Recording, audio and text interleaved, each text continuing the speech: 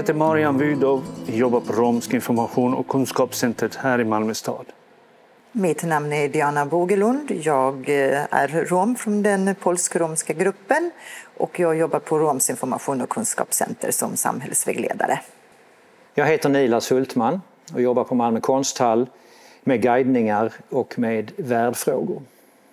Välkomna till Malmö konsthall och utställningen Tjeja Stojka. Jag heter Ylva Brännström och jag jobbar här som projektledare. Det vi kommer få se idag är vad vi kallar för en berättarvisning. Jag kommer berätta lite grann om utställningen och så har vi också bjudit in 2 stycken som bor här i Malmö som kommer berätta från sina perspektiv och sina personliga erfarenheter utifrån utställningen. Och Tjeja Stojka, hon var en romsk konstnär och författare. Hon levde 1933 till 2013. Hon föddes i Österrike in i en resande familj. Och hennes första tid beskrev hon som en väldigt lycklig period. Hon föddes i samma år som Hitler kom till makten i Tyskland. Och så småningom så tog nazisterna även makten i Österrike. Och det påverkade dem väldigt mycket, deras sätt att leva, och de blev allt mer förföljda. Tjeja och hennes familj hamnade i olika koncentrationsläger och förintelseläger. Och mirakulöst så överlevde hon och flera ur hennes närmsta familj. Vi kommer titta på olika delar i utställningen och höra lite berättelser både historiskt och hur det är att leva som rom idag. Här står Marian och jag i den delen av utställningen som gestaltar den tidiga delen av Sejas liv. Vi kallar den för När vi reste. Och när vi reste är för att de var inte bosatta på en fast punkt utan de flyttade sig då och då med sina vagnar. Tjeja Stojka är född 1933 i östra Österrike i en region som kallas Steiermark. Mycket romer bodde där och det var en förhållandevis lugn period för romerna. Tjeja Stojka kallar detta för sin ljusa period, ljusa tid, och det har vi gestaltat här i konsthallen med att ha vita väggar vid målningarna.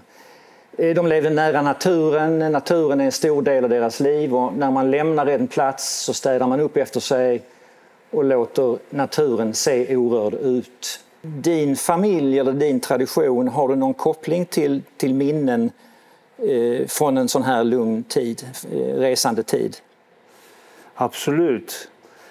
Tjejas liv som barn är inget unikt. Så var det nog för många romer runt om i Europa. Där man var ute i naturen, man reste. Reste runt där marknaden och möjligheterna gav möjligheten till att försörja sig. Så hennes upplevelse, hennes bild av att resa och vara ute i naturen, det är något som många romska barn fick ta del av. Du nämner någonting om att de var noga med att ha det fint efter sig när de lämnade en plats. Min reflektion kring detta var sannolikt var det också på att man inte skulle skapa rykten om sig. Om det är så att visa sig att man uppehöll sig på en plats så var man noga med att det här inte skulle leda till några repressalier ifall man lämnade platsen kanske nedskräpt eller något. Så bland annat. Sen var man noga med att man kan komma tillbaka och att man vill ha det fint. Så flera aspekter var säkert anledningen till att varför man höll det fint. Och man var säkert också mycket ute i naturen och ville behålla den och bevara den. Har du någon tanke om det här med att leva som resande, att man bor i vagnar och att man är ett kollektiv som förflyttar sig gemensamt? Hur är det idag vad det gäller romerna? Hur ser man på detta idag? Stor del av det romska livet kan man säga på 30- och 40-talet var ju resande. Många samhällen som romerna vistades i vill jag säga var ju tillfälliga platser som man uppehöll sig i. Medan en viss procent eller en liten grupp kanske fick möjlighet att vara bofasta. När det gäller resande så ser jag från olika berättelser från både min närmaste släkt, från min mor och far. Min mors släkt var mer resande, kringfacklande boendeform. Medan min fars släkt hade skapat de förutsättningarna att de kunde bli bofasta. Min farfar fick möjlighet att bygga hus i Tjeckoslovakien, vilket gjorde att de höll sig på en och samma ort. Medan många andra var resande. Från by till städer, från stad till stad. Jag förstår att liksom Sheia Stoica så är du ur den Lovara-gruppen. Ja. Och du kanske skulle säga någonting om Lovara. Som kännetecken för många Lovara runt om i Europa var ju att de var hästhandlare. Det var deras livsförsörjning. De handlade med hästar, sålde hästar på olika marknader, vilket gjorde då att de var kända för hästhandlare. Ja. Jag förstår så betyder lov häst. Ja. Nu står vi i den delen av utställningen som kallas för jakten, och det skildrar åren då de nazistiska lagarna infördes. Det blev allt svårare för romer att leva. Det infördes olika förbud mot att resa till exempel, och efterhand så blev man också allt mer trakasserad av nazisterna, av polisen och så vidare. Och målningarna här inne, där ser man allt mer hakkors i bilderna. Vi ser nazister som kommer. Och i just den här målningen så är det romer som samlas in helt enkelt. Och fångas in och tas till olika fångläger. Och de här lagarna som införs, registren som införs, Sheia upptäckte ju många år senare att hon och hennes familj fanns fortfarande i tyska register. De hittade bilder från när de var bara små barn. Och den här typen av målningar, Diana, vad väcker det för tankar och känslor hos dig idag? Jag tänker liksom i första hand när jag såg själva utställningen så tycker jag det är så viktigt att uppmärksamma den romska förintelsen som är en bortglömd historia som man inte pratar om så mycket. Så jag tycker det är jättebra och viktigt att liksom man lyfter det. Men samtidigt så väcker det många känslor. Och hos mig, nu när du liksom berättade om den här förföljelsen, om registreringen, så kunde jag inte låta bli att tänka på idag, modern tid. Att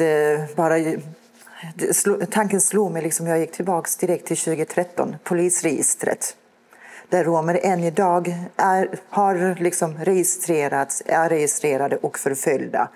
Och när det här registret uppdagades så fick vi många samtal och det var många romer som kom och besökte oss på centret.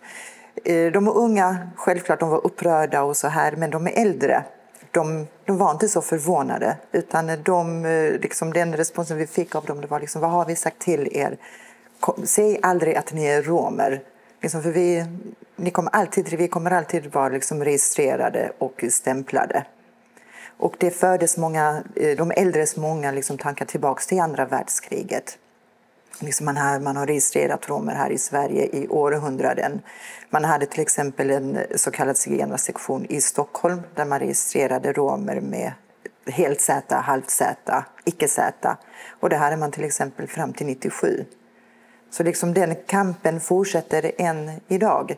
Den kampen som till exempel Katarina Taikon förde på 60-talet, den för vi än idag på olika ställen. Många aktivister runt om i landet, tjänstemän, vi på Roms information och kunskapscenter liksom kämpar fortfarande för att romer ska få sina mänskliga rättigheter tillgodosedda och att vi romer ska bli en del av det här viet i vårt samhälle. Ja, mot slutet av 30-talet så förändras förhållandena. I och med att Tyskland genomför Anschluss, tar över Österrike, så blir det ju svårare förhållanden även för romerna.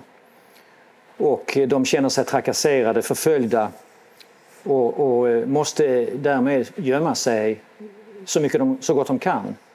Och vi har en målning bakom oss här som visar hur man ser ögon sticker fram ur gräset där man ligger och försöker hålla sig undan från fångenskap som kommer att komma. Och jag tänker fråga Marian hur han ser på hur samhället har hjälpt romerna någonstans att klara sig trots alla yttre hot, så att säga. De berättelserna som jag fick i alla fall kännedom om utifrån de äldre romer som har berättat. Det var i de samhällen där man då fick reda på att nazisterna skulle samla in romer såsom judar. Så omgivningen varnade då om att romerna skulle försöka då gömma sig eller kamouflera sig så att man inte blir igenkänd. En del blev uppmanade att byta sin klädeskod så att de inte blir igenkända. Medan vissa valde att gömma sig i skogarna runt om i områdena. Det var vissa faktiskt från majoritetssamhället som kunde tänka sig att hjälpa till och skydda romer. Men med det också utsätta sig själv för fara. Tyvärr så var det inte många som valde att vara den som kunde stå på och skydda romer. Där även vissa från majoritetssamhället till och med angav romer var de befann sig för att inte själv riskera repressalier. Har du någon reflektion över dagens relationer? Absolut, jag ser vissa mönster som fortfarande är rådande. Där en del romer även idag väljer att avsäga sig sina koder. Så som klädeskod, byter efternamn, förnamn för att inte då riskera repressalier av olika slag och kamouflera sig för att det finns rådande normer som fortfarande exkluderar romer. Ja, eftersom vi har facit i historien så vet vi ju att romerna klarade inte att hålla sig undan utan de blev ju fängslade och satta i Wien och sedermera i koncentrationsläger som är nästa del av den här utställningen. Vi har en målning bakom oss och den är från Ravensbrück. Och från Auschwitz, 1 år i Auschwitz, så flyttas Stojka till Ravensbrück. Hemskheter, vi känner till det. Julafton blir plötsligt barnen inbjudna till att få äta bröd och dricka mjölk och fira jul. Sjunga Stilla natt med vakterna. Och dagen efter är allting som vanligt igen, det vill säga fasansfullt. Man ger och man tar ifrån. Och man ger hopp som sen tas ifrån en. Känner du igen detta i din romska tillvaro? Absolut. De här mönstren vi ser och det du återberättar när man gjorde det så även på 30-40-talet så gör man än idag. Många romer upplever också att systemet ska få dem att tro och hoppas på något bättre där man då tappar sin tilltro. Vi pratar om tillit. Det var något som man gjorde, som man ser tavlan här bakom mig, med barnen. Och så tänker man, vad ville man uppnå genom det? Skapa ett hopp där de skulle tro att det här, nu blir det förändring. Och sen dagen efter så får de komma tillbaka till dagen där man pratar om helvetet som de får genomgå. Den här misstron har ju, på grund av de här systemen man har behandlat romerna, skapats även hos romerna. Att tilliten är tyvärr inte den bästa. När vi har gått runt i utställningen tidigare så har jag upptäckt att du har reagerat väldigt, väldigt starkt för de bilderna som sitter här på väggen. Kan du berätta hur du reagerade, vad du tänkte på när du såg dem? Ja, första gången jag såg de här bilderna så var jag själv. Jag gick runt här på utställningen och kom till denna delen. När jag närmade mig tavlorna så fick jag en upplevelse av en mörk känsla. Och så fick jag kalla kårar, rysningar, från ingenstans. De här bilderna på väggen säger mycket, för mig i alla fall. Ibland sägs det att en tavla kan säga 1000 ord. De här säger för mig mycket mer. Tyvärr så är det en mörk, skrämmande bild. Men något som måste skildras. Måste visas. Det jag saknar när jag tar del av den här utställningen och de här bilderna och vad de förmedlar. Att när jag var bra mycket yngre att de fanns tillgängliga då. Så att jag skulle mycket tidigare få mig den historien berättad eller visad som jag saknat. Men tack och lov så finns den idag. Och jag hoppas verkligen att den här utställningen verkligen synliggör de känslor, de tankar som många romer bär på än idag. Då står vi i den avslutande delen av utställningen som kallas för Tillbaka till livet, som handlar om perioden efter kriget, efter att Sheia och hennes mamma blev befriade från Bergen-Belsen. De tar sig tillbaka till Wien, till fots. Det tar 4 månader och de träffar på alla Sheias syskon igen. De börjar bygga upp sitt liv, de börjar återigen försörja sig genom handel. De bor i olika lägenheter, framförallt i Wien. Och på något sätt så återvänder livet till det normala. Sheia börjar ju berätta om den här upplevelsen hon har haft av förintelsen först 40 år senare. Hon börjar skriva, hon börjar berätta muntligt och hon börjar måla de här bilderna. Det som också händer då, det är att Sheia blir allt mer en aktivist. Hon lyfter de här frågorna, hon berättar vad som har hänt, hon visar på hur viktigt det är att uppmärksamma det här som har hänt. Och också hur viktigt det är att vi inte glömmer för att det inte ska hända igen. I målningarna i den sista delen här så ser vi mycket solrosor. Det är en blomma som Sheia ser som en symbol för romerna och också en symbol för hoppet. Vi ser också mycket fåglar i målningarna.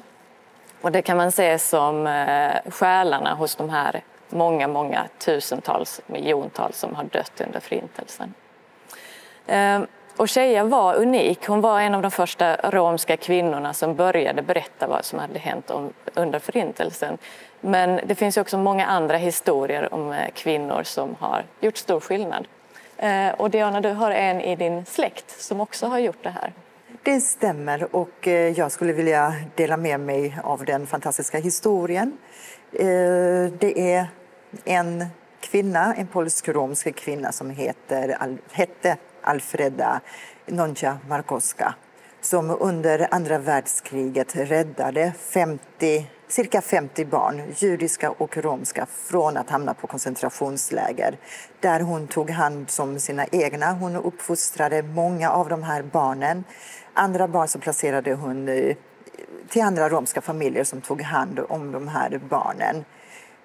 För det här fantastiska arbetet som den här kvinnan gjorde så tilldelades hon ett honorspris 2006 av dåvarande presidenten i Polen.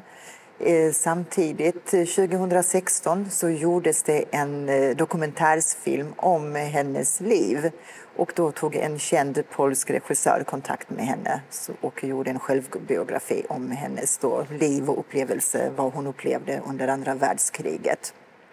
Sen är hon så pass känd i Polen, den här kvinnan, att hon fick sin porträtt målat på 2 gymnasieskolor, på stora gymnasieskolor både i Warszawa och i den staden hon kommer ifrån då, Gorzów. Så att det är en legend i Polen och för min del, jag är stolt att tillhöra den släkten och den familjen och jag vet att det finns fler olika romska kvinnor som för den här kampen och som borde liksom synas och höras, precis som Sheia Stoica till exempel.